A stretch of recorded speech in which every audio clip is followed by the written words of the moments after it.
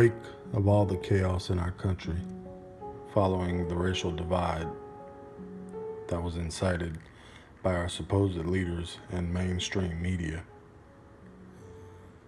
and bearing the loss of three good men in blue, we, Louisiana, were struck again. Families, friends, and civilians had not yet wiped away all the tears fallen for those three brave men. And God cried with us. Still remains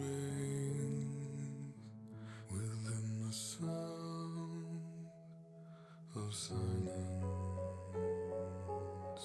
In restless dreams I walked alone,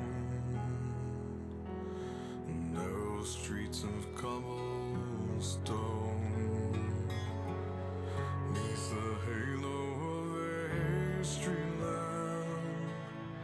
I turned my collar to the cold and damp, when my eyes were stabbed by the flash of a neon light that split the night and touched the sound of silence.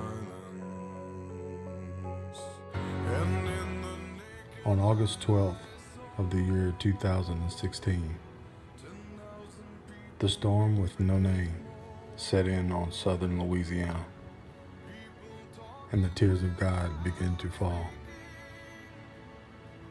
For the next 56 hours, torrential rain fell and fell and fell. It even rained in Tiger Stadium. Between 15 and 20 inches of rain was the average that fell upon us, with several areas reaching nearly 30 inches, all within 56 hours. At its heart, the storm dropped 31 inches of rain over Livingston Parish in just 15 hours. Soon, southern Louisiana and her people would begin to realize the dangers that would ensue. We were blindsided. Although we had been battle-tested through history by some of the strongest hurricanes imaginable, no one ever saw this coming. Some experts say this was a once-in-a-thousand-year event.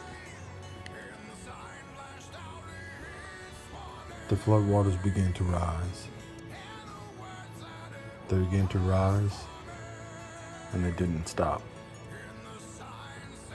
Within a matter of hours, our people saw their homes take on anywhere from 3 inches to 10 feet of water.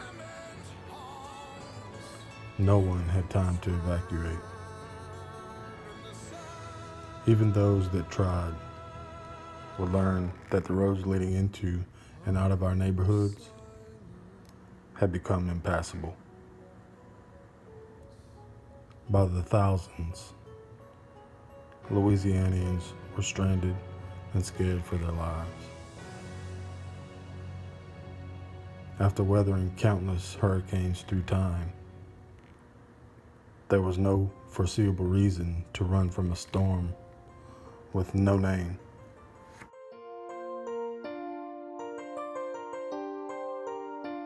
It's been a long day. From the depths of the swamps and the backwoods emerged an unsolicited fleet of men and women with the intent to aid their brothers and sisters of this great state.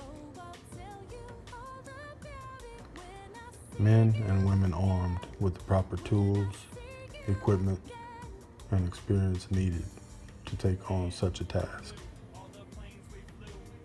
Some of those in response had lost everything to the floodwaters themselves, but they came. They came by the hundreds from far and wide. 4x4s pulling aluminum flat-bottom boats rigged with outboard motors and surface drives.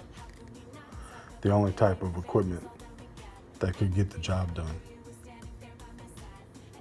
Nobody asked them to.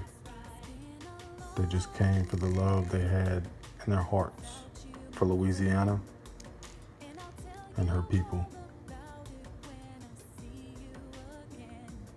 The Cajun Navy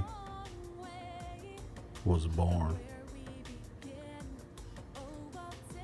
She was born, and she was a well-oiled and well-prepared beast of a machine. Local officials had not the equipment nor the manpower needed to take on such an endeavor. Cajun Navy captains and sailors were launching their vessels and headed into the unknown, putting their own lives on the line. For the next 3 to 4 days, both day and night,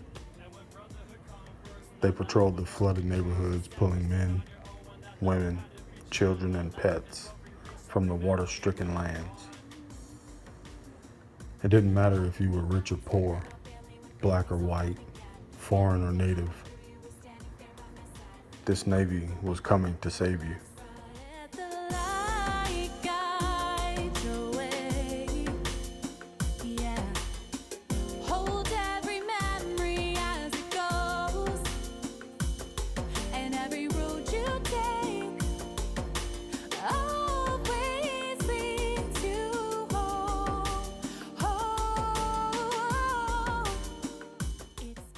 Had it not been for the many men and women of all colors, races, religions, and nationalities of this Navy, thousands of people could have perished.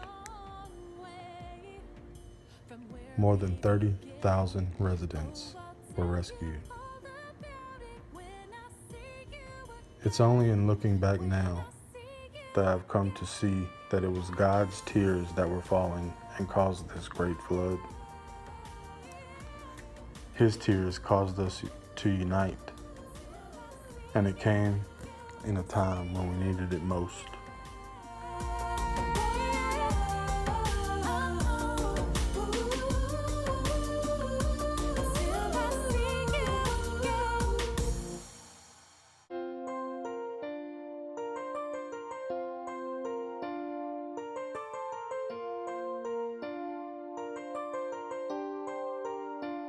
It's been a long day without you, my friend, and I'll tell you all about it. Let Louisiana and the Cajun Navy become an example to the rest of our battered nation.